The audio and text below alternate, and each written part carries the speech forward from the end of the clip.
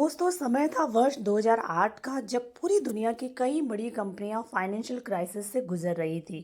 और उसी दौरान भारत की मशहूर ऑटोमोबाइल कंपनी टाटा मोटर्स भी एक टफ टाइम से गुजर रही थी। इस कंपनी की सेल्स गिर रही थी, प्रोडक्शन कम हो रहा था और एम्प्लॉयज़ के अंदर बहुत ज़्यादा जॉब इनसिक्योरिटी और डीमोटिवेशन जो है बढ़ने लगा था। कंपनी का ओवरऑल मोराल भी नीचे जा चुका था। ऐसे में सवाल उठता है कि क्या एक बड़ी कंपनी सिर्फ मशीन्स और मार्केटिंग के दम पर सक्सेस पा सकती है या फिर उसकी असली ताकत उसके मोटिवेटेड एम्प्लॉयज़ में छिपी होती है।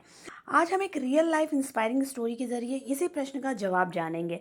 जी हाँ दोस्तों, हम बात करेंगे HRM success story of Tata Motors, जहां हम ह्यूमन रिसोर्स मैनेजमेंट के बारे में बात करेंगे कि किस तरीके से इस कंपनी के HR डिपार्टमेंट ने अपनी स्ट्रेटजीज़ के जरिए एम्प्लॉयज़ के कॉन्फिडेंस को वापस लाया और दोबारा इस कंपनी को सक्सेसफुल बनाया।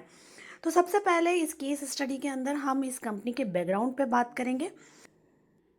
टाटा मोटर्स इंडिया की लीडिंग ऑटोमोबाइल कंपनी है जो ट्रक्स, बसेस, कार्स और डिफेंसिव व्हीकल बनाती है।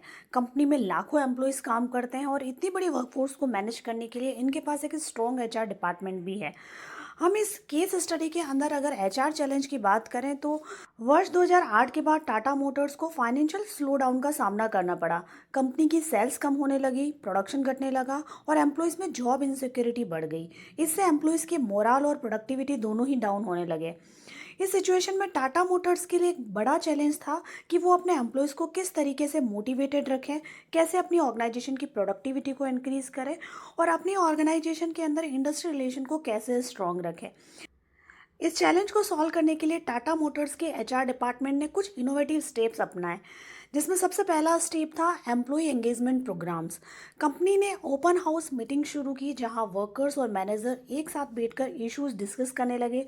इससे कम्युनिकेशन इम्प्रूव हुआ और ट्रस्ट जो है उनकी कंपनी में वर्कर्स और मैनेजमेंट के बीच में बढ़ा। सेकेंड स्टेप था training and skill development. Tata Motors ने न्यू टेक्नोलॉजी अडॉप्ट की और एम्प्लॉयज़ को मॉडर्न मशीनरीज के लिए स्किल ट्रेनिंग दी। इससे एम्प्लॉयज़ को लगा कि कंपनी उनके फ्यूचर में इन्वेस्ट कर रही है। तीसरा स्टेप था performance linked incentives.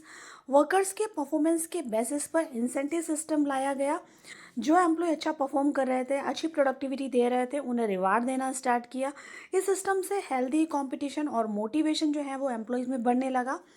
Fourth step था industry relations strengthening. HR team ने यूनियंस के साथ में रेगुलर मीटिंग्स करना स्टार्ट किया ताकि वर्कर्स और जो मैनेजमेंट है उनके बीच में जो मिसअंडरस्टैंडिंग है उसको कम किया जाए। म्यूचुअल ट्रस्ट और रेस्पेक्ट पर बेस्ड रिलेशनशिप जो है वो धीरे धीरे डेवलप होने लगे। इन सभी HR इनिशिएटिव्स के बाद में टाटा मोटर्स में नोटिसेबल चेंज देखने को मिला। सबसे पहला एम्प्लॉयज़ का मोरल और सेटिस्फेक्शन लेवल जो है वो इंक्रीज़ हुआ। सेकंड, जो प्रोडक्टिविटी कम हो रही थी वो इम्प्रूव होने लगी। थर्ड जो है वो लेबर अनरेस्ट और जो एब्सेंटिज्म हो रहा था वो भी कम होने लगा। कंपनी जो है वो प्रॉफिट की तरफ आगे बढ़ने लगी। धीरे धीरे टाटा मोटर्स एक बार फिर अपने स्ट्रॉन्ग पोजीशन पर लौट कर आई और इसका सारा क्रेडिट जाता है इस कंपनी के ह्यूमन रिसोर्स मैनेजमेंट टीम को, जिन्होंने अपने एम्प्लॉयज़ को सिर्फ वर्कर्स नहीं बल्कि ऑर्गेनाइजेशन की असेट माना। तो दोस्तों, इस केस स्टडी से हमें ये लर्निंग होती है कि machines make products but people make the company. जब मैनेजमेंट अपने एम्प्लॉयज़ पर ट्रस्ट करता है, उनका डेवलपमेंट और सेटिस्फेक्शन पर इन्वेस्ट करता है, तो ऑर्गेनाइजेशन किसी भी क्राइसिस से बाहर निकल सकता है। टाटा मोटर्स की ये ह्यूमन रिसोर्स मैनेजमेंट जर्नी एक परफेक्ट एग्जाम्पल है कि कैसे इफेक्टिव ह्यूमन रिसोर्स मैनेजमेंट किसी भी ऑर्गेनाइजेशन को रिवाइव कर सकता है।